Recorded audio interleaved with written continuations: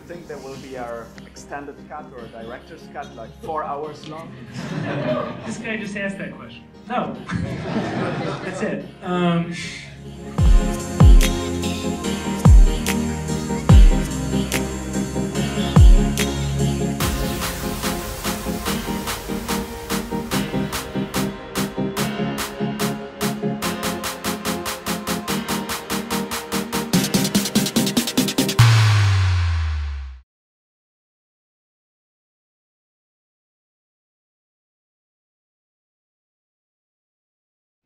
First of all, very simple question. After 2 amazing horror movies, I would say they were really horror movies, strong movies, very special, your way to tell a horror story. We have now something that I couldn't describe, this kind of genre. What is it for you? Maybe it's a genre that you invented for you to tell the story. I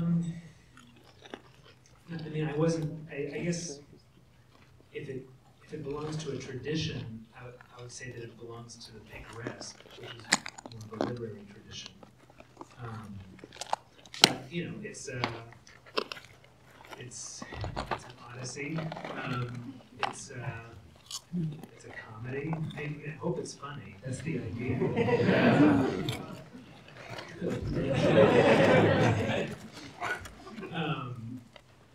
And I guess the brand of the humor maybe gets more and more sadistic as the movie goes on. And it is kind of, yeah, I mean, nightmare comedy. That's what it is. Nightmare comedy. And as far as I know, you have been working on that script for a very long time. It was one of your early projects, and there was like a short movie based a little bit on the character. Maybe you can just explain a little bit this kind of odyssey when it started so early. I mean, I wrote the first edition of the script a long time ago, 2 years ago. I haven't been working on it nonstop since then. I tried to get it made, couldn't get it made. Wrote a few other things, couldn't get those made. Then wrote Hereditary, that got made. Thanks. And then after Midsommar, the question was, what do I want to do next? Do I want to write something new? Do I want to go back to one of my older things? And I was writing Beau and something else, and then Beau kind of won out. But the reason I went back to Beau was because I really liked that world, and I liked humor, and I just liked Beau world. I wanted to go back to it, and I wanted to live in that for a while. And that deepened and kind of grew. And I cut some things out, put some new things in, but it was always this. It was always kind of like an elaborate, sad joke. I mean, it's an amazing character, but I could imagine it was really a hell of a work to create this world. Because what I like so much of the movie is that we never know exactly, and after a while we don't care, what is true in the sense of being true on the screen, or what is in the inner world, what is a vision, what is a projection. But you had to write it. You had to let other people to know exactly what happens in his mind. Yeah, I mean, it doesn't, I've had people ask me, like, is it in his head? Is it real? And for me, I don't know. It's like, you could get hung up on that, but it just is, right? I mean, it just is.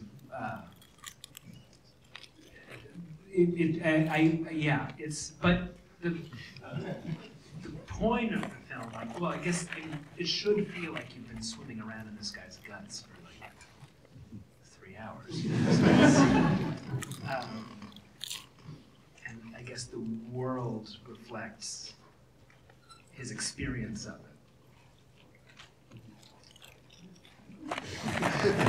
Is it possible to describe his problem in a therapy sense, by the way? So what would Dr. Freud say about him? I'm sure you could. I'll leave that to you. No, second try. Yeah, I could diagnose him, but Oh, please do listen. That's the beginning, the first moment of your diagnosis.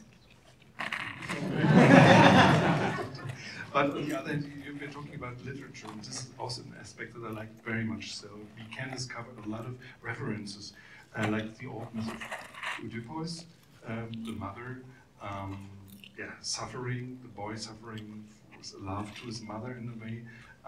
In the end, it's like an end. So it's good dass ihr alle gesehen habt. Wir spoilern, it's no spoiler because you know it. In the end, it's like a verdict, like a Kafka verdict. It's the father, it's Kafka, but here we have the mother, and it's an antique forum, it's a theater. So there are a lot of things in it, and I think that's intended or not. Yeah, well, there are allusions here and there to other things, and again, like I said, it's a picaresque, and it's sort of, I mean, I wanted it to feel like a contribution to that tradition. So I was thinking about really the shape of those stories, especially. Like, you know, Don Quixote and Candide, and Tristram Shandy, and just that sort of non sequitur style. And Kafka certainly was on my mind. Borges, you know, there were a lot of things that I kind of, they weren't things I was chasing, but they were just, I liked thinking about those books while working on this because it felt like that's what I was sort of trying to, as I said, I was trying to contribute to that. We are in Germany, so we discovered Goethe, also the Meister, in a way. Yes. There's Goethe, there's some Thomas Mann, there's a lot of German. Yeah, thank you. I realized it. Sure. We are grateful for that. So, the most astonishing thing is for me that we follow for 3 hours a logic that comes from dreams. It's a nightmare in a way, but dreams, as we know, have a special kind of logic. Everything is logical in a dream, just in this world of a dream. And I would really like to know what was your inspiration, maybe your own dreams. Do you write down your dreams in the morning, for instance? Then you could use it, or? I never remember my dreams. Yeah, no dreams. But I wanted it to have the logic of a dream or a nightmare. And I think to really go with the film, you kind of have to accept that logic.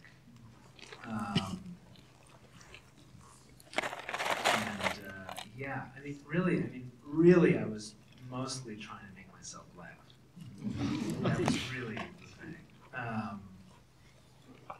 While also telling, you know, a sad story about like an unlived life.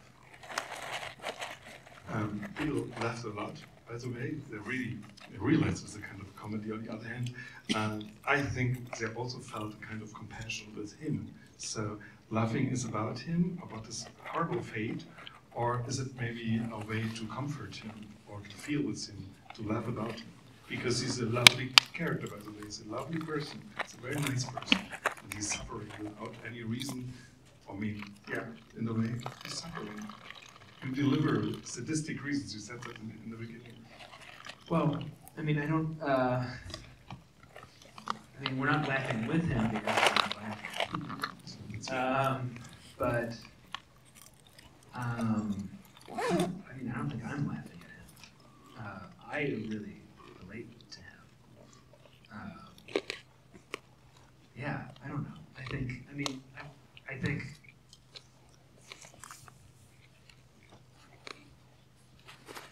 it's a comedy about anxiety and ambivalence and kind of being trapped in yourself. But I hope that it's also seriously about those things too. You know, that I don't know.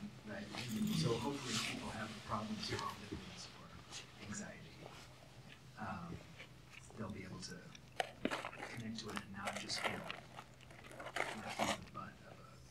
which he also is.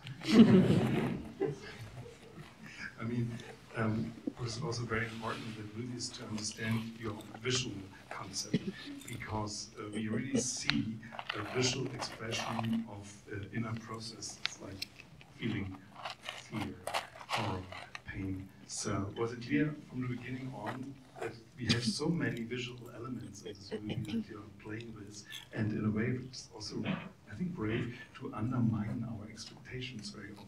We think, oh, okay, now the movie's going in that direction, not. And from one minute to another, you change it. All of a sudden, it's a different movie. Yeah. Yeah. I mean, while I was making it, I was excited by the fact that the film keeps changing shape and kind of changing tone and changing rhythm. I mean, it's designed to like frustrate the maybe it could be frustrating.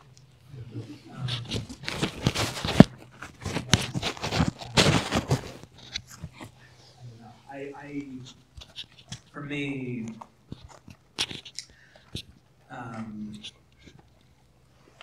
you know, part of going back to the picaresque, part of that tradition is that the stories are spacious, right? And so I wanted to make something that you could kind of roam around in and kind of get lost in. And so that's, anyway, that's the hope. If you have, should praise him, Joaquin Phoenix, one of his greatest performances. I was so impressed by what he's doing. And asking myself, did he really know from the beginning on the goal of this whole journey? Or was it maybe open for him? Because he's playing it in that way, that he never knows exactly what happens around him. He's searching maybe for a way. But the script was really ready in the beginning? Or some improvisation?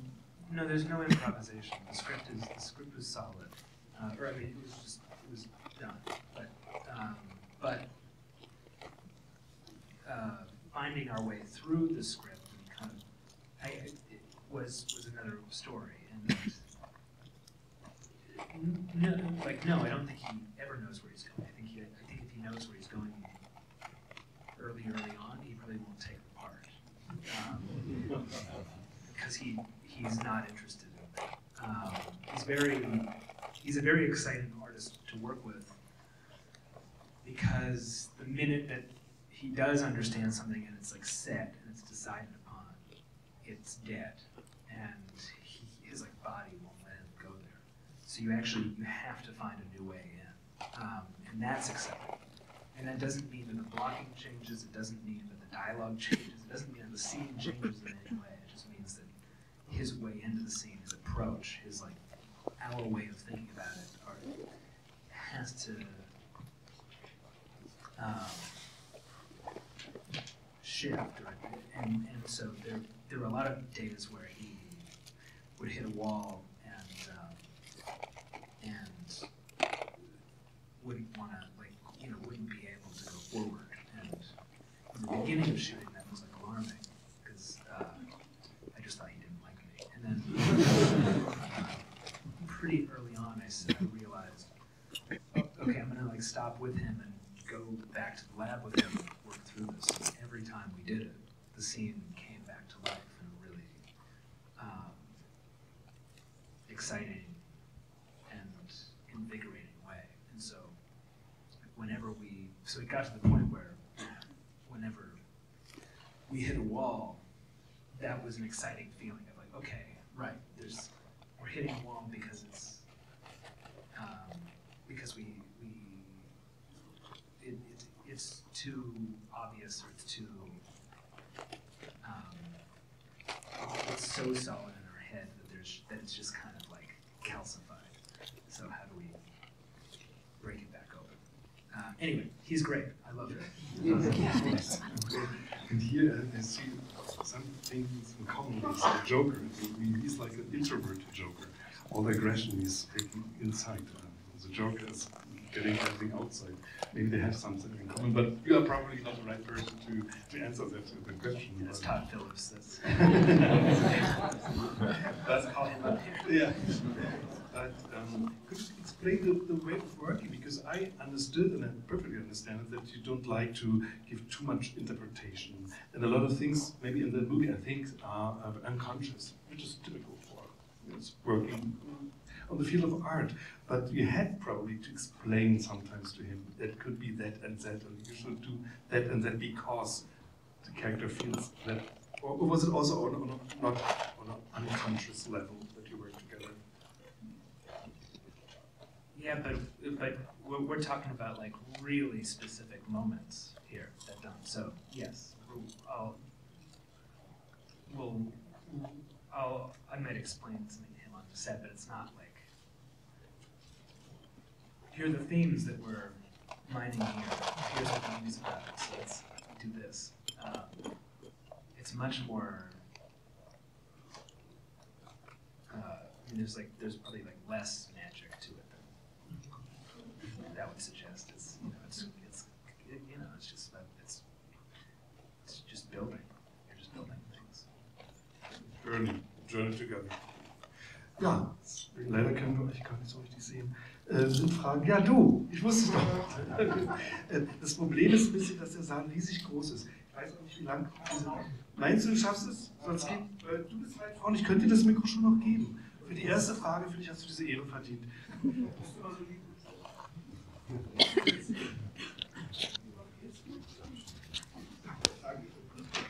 Yeah, hi Ari, I'm Mark, publisher of Spirit Fencer, and tomorrow we have a longer conversation, so I just want to congratulate to this movie, and it's completely different to your other movies.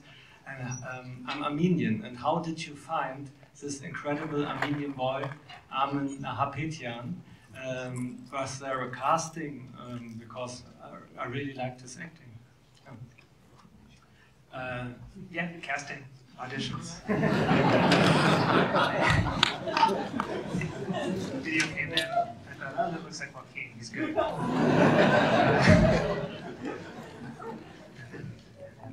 The rest is history. Yeah.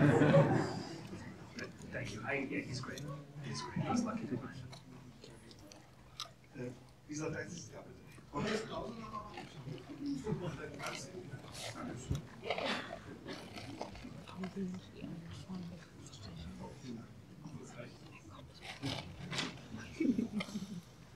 Hi there.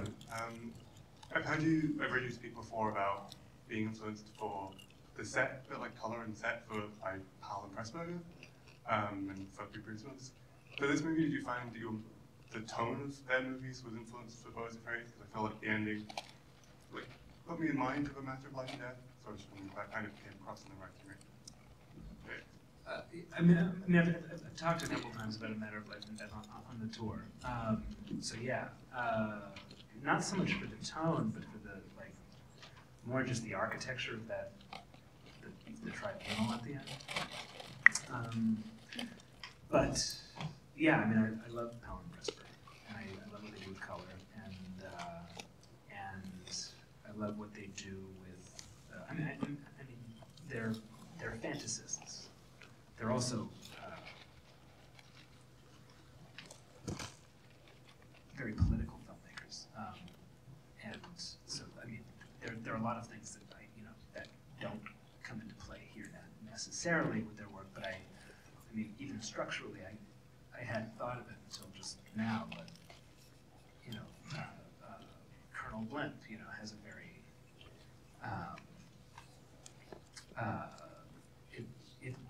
it luxuriates in its world, maybe a world in a way that this does. But especially, I mean, there's also the animation scene here, the play scene, which, as an interlude, the red shoes came to mind. Like, well, there is a precedent for this. We can't stop and just kind of move deeper into the film. But the train is going to stop. The story train is going to stop for a second, but it's going to inform the rest, and it's going to bring us deeper into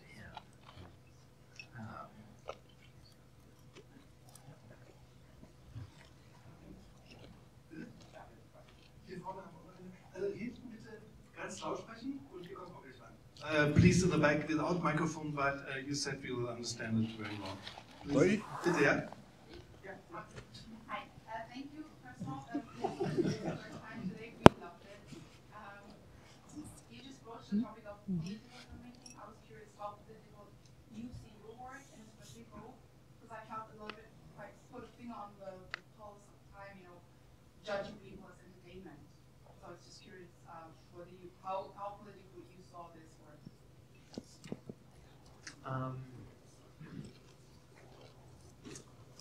Well,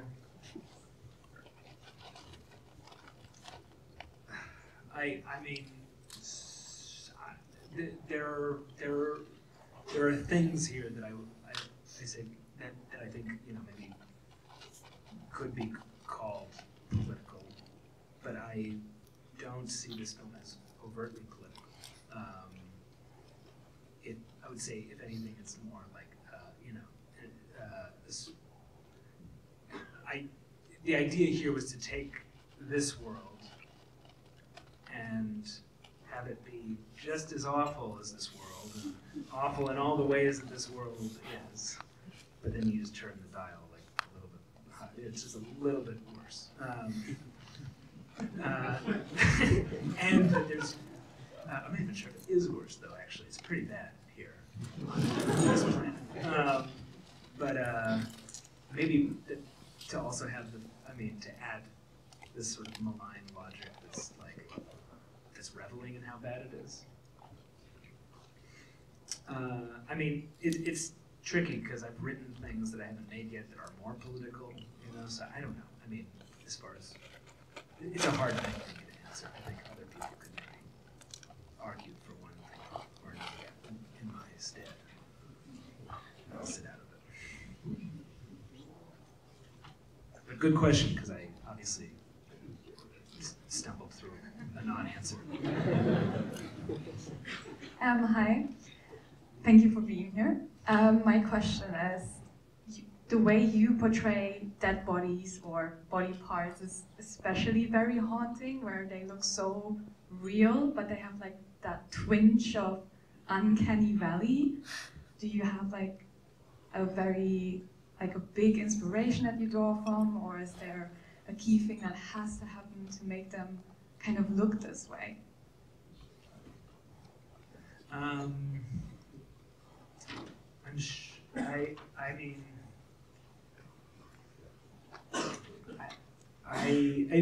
I would, well, thank you, because I always think that's important, that when you're dealing with whatever, bodies or, you know, an image that's meant to, like, you know, yeah, like invade your consciousness, that it should obviously, you know, be vivid. If anything, I might point to a photographer named Joel Peter Whitkin, and when I was a kid, his stuff like really bothered me, and he worked with corpses sometimes. Yeah, I mean, he's a brilliant artist. You guys should, if people haven't, if people haven't seen his work here, he's worth checking out. Very upsetting, but very beautiful. Do you remember the guy in Midsummer, the old guy who's killed in the cruelest way, you know, from this is, yeah, this is Taccio from Death in Venice. I was so amazed to learn it that this is Björn Andersson, this beautiful boy in the Visconti movie, and 50 years later he kills him. So I think this intended to have this. Well, the irony goes a little bit further than that, because he plays death in Death in Venice. So yeah, but yeah, I thought that was kind of had a poetry to it. It's also great call. I was wondering, is your work is really inspiring, since you create things that seem impossible to make, in the sense that your projects are not for a niche audience. So I was wondering, during the creative process of writing the script, especially for Beaus Afraid, do you place on yourself any creative limitations, in the sense that, okay, maybe I won't find budget for example, the animated sequence, you have the vision from the get-go and then try to make it happen as far as possible?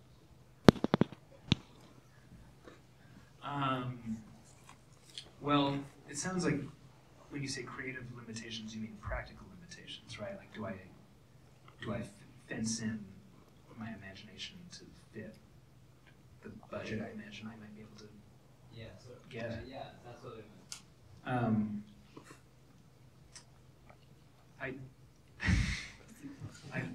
I mean, in this case, I mean, no, I didn't.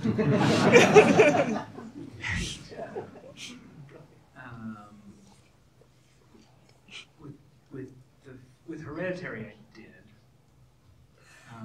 With Midsummer, there were just practical limitations, and so we just didn't execute everything that was in the script, to be honest. And I mean, the more films I make, the more I feel like I should be more conscious of that stuff.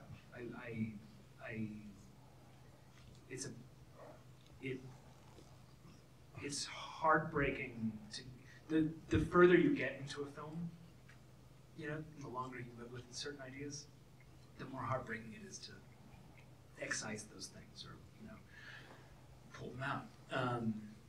And so that's like a lesson I'm starting to learn. Which is, okay, maybe I should just, you know,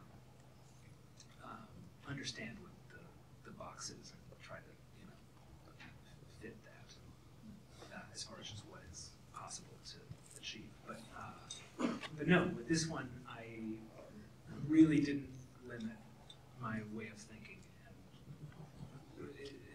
And I'm impressed that we got this much of it in the film. Yeah, it's this was sort of unique in that way, and that it was totally just I was very free about how I wrote it, and then we really kind of stuck to that. But how difficult was it to convince these great producers, by the way, we do 3 hours and we do a story like that, it's impossible to pitch a movie like that? I mean, I didn't do that much pitching. I gave them the script and they responded to it. I mean, I was pitching it as an epic. You know, like a very specific epic. But yeah, like, you know, this is your night. This is, you know, we're gonna make something that's gonna, you know, it's gonna be in that the grand Hollywood tradition, you know. And so that was the idea, was to make this like very idiosyncratic, weird thing that was still kind of like, you know, a grand entertainment. Jetzt war hier eine Frage, ne? Und dann du. Actually, it's a follow-up question to that. I was wondering, just out of curiosity, if you could maybe comment on things that you, scenes or parts that you filmed and didn't make it to the final cut? Not that much on this one. It's mostly there. Yeah. So I just wanted to ask about 2 things. Firstly, the first act, which I loved so much, the City of Craziness, was that based on like personal experience? Or and the second part, the reveal in the attic, how much thought went into that being right in the picture?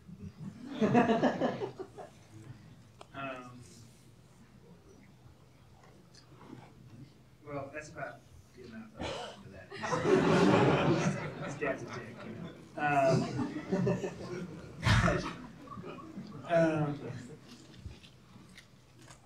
Yeah, well, the opening, I mean, you know, I live in a city. That's not quite what it's like. But, you know, the idea was a person's most, like, paranoid fantasies of what a city is like. And so, yeah, that's what that was to, the idea there was to just have this like Rube Goldberg machine of terrible things happening in your apartment on the worst block in town. Yeah, but but you know, that dick was like a 15-foot animatronic puppet. Yeah, is that what you meant? Yeah. So you weren't asking like a conceptual question, you're asking about like, Yes. Like how big were 15 feet. It's a 15-foot puppet that we needed to help in post because its movement was like.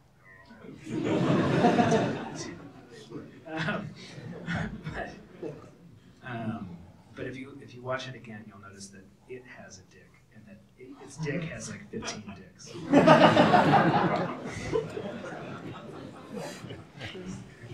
Thank you for that question.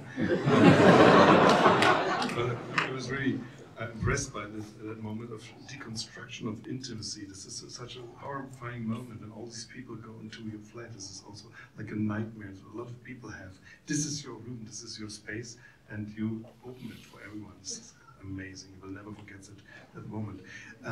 Allow me one very simple question, and I'd really like to know, is your mother going to watch the movie? Did she probably watch it? Did she like it? Is she proud of it? It's just a masterpiece, I think. My mom is proud.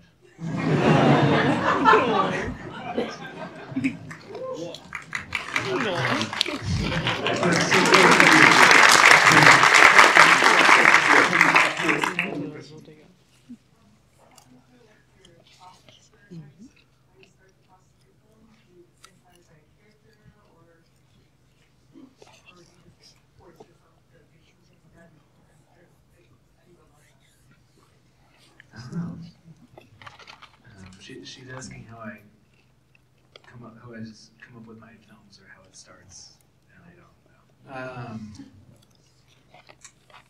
It's always something different. It's usually like ineffable things, like an image or a scene or like an atmosphere, or in this case, like a tone and you know, like I just understood this world very early on. Like it just made me laugh, man. I kind of understood. It's you know, it's like, yeah, it's like this like the idea was just to have this like evil clown mirror of the world. Yeah. And then you know have an adventure through that. But yeah, I don't know. It's always something. I mean, you know, Hereditary, the girl's head coming off. You know.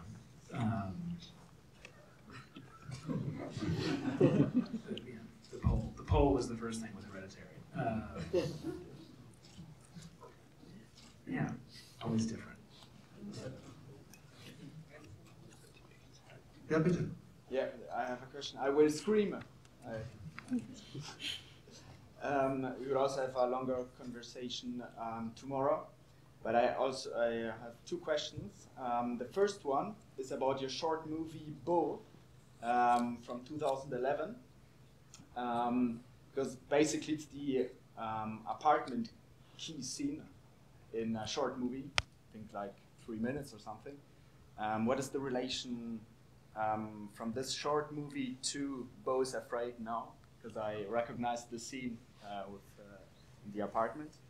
And the second one is, do you think there will be an extended cut or a director's cut, like 4 hours long? This guy just asked that question. No. That's it. And then the short thing, I mean, honestly, I've been answering this the whole tour, but short was like 2011, so 12 years ago. I just got out of school, was in an apartment, realized, well, I was moving out of an apartment. I had 2 days left before I had to leave, and then I realized, oh, it's a free location. I should do something here, so I wrote something very quickly, shot it very quickly. It was just an exercise, and I liked that one bit of it, and so I kept it, and then I wrote the script. But I don't see it as like a remake or an adaptation. I see them as like two separate things, even though they are obviously linked. Yeah, that's the idea, or that's how that happened. But yeah, no 4-hour cut. No, this is it. Ja, bitte. What do you want to delve into next?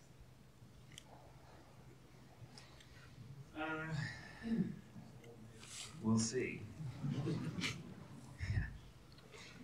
It never benefits me to answer that question. But hopefully I'll make a film again very soon. I would like to know about your experience to work with Cristóbal León and Joaquin for the animation scene. Like, I would like to know, what do you think about working with them? How was that experience? It was great. It was great. Cristóbal León and Joaquin Cosina are two Chilean animators who made a film called The Wolf House, La Casa Lobo, which is really brilliant. And when I realized that the animated scene here would be animated and not just stagecraft, because the idea was to have it all be stagecraft for a while, I reached out to them because I didn't want to go to an animation house, because I find that to be slightly more impersonal.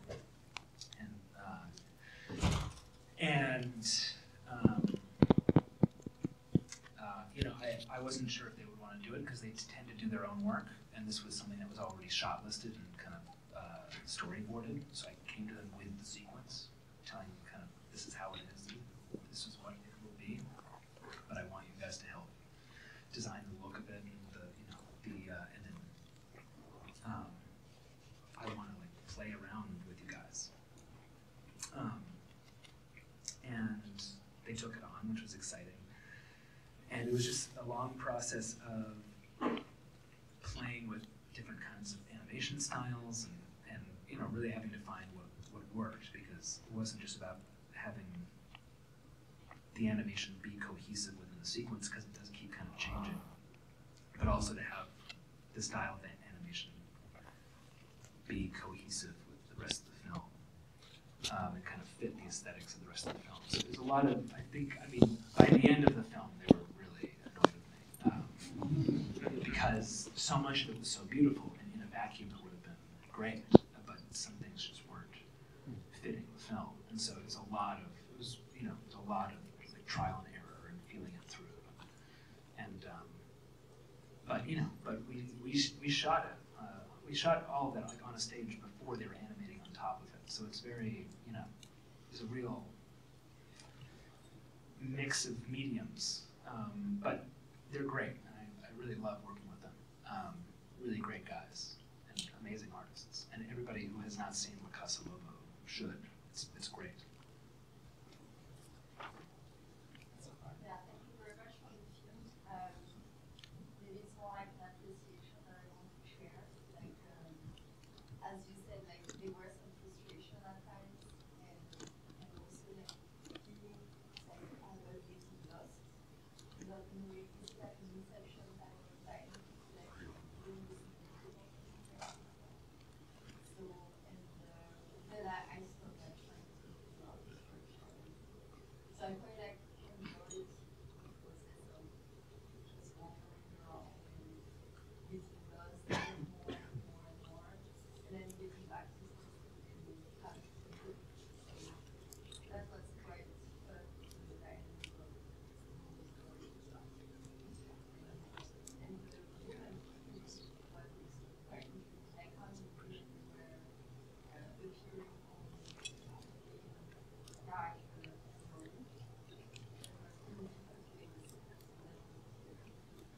I was wondering if you wrote the story having Joaquin like design. Thank you. I appreciate that. I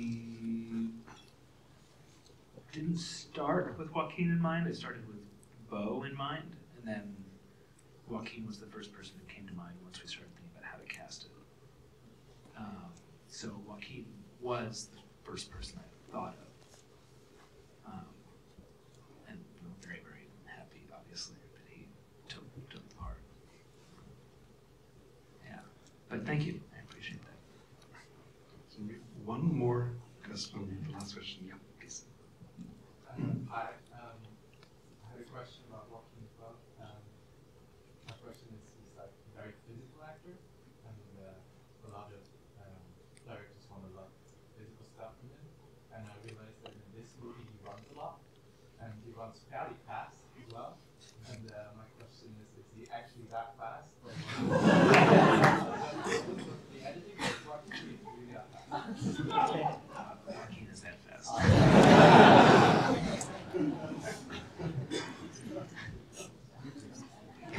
Okay. That's a great question and the great answer. And thank you so much for being here, for giving us this wonderful film, which will be released in Germany at the 11th of May. So please come back. You can see it several times, watch it several times. Come here with your friends, your lovers, your mothers. Enjoy the movie again. And thank you so much. It was really a great pleasure. Thank you.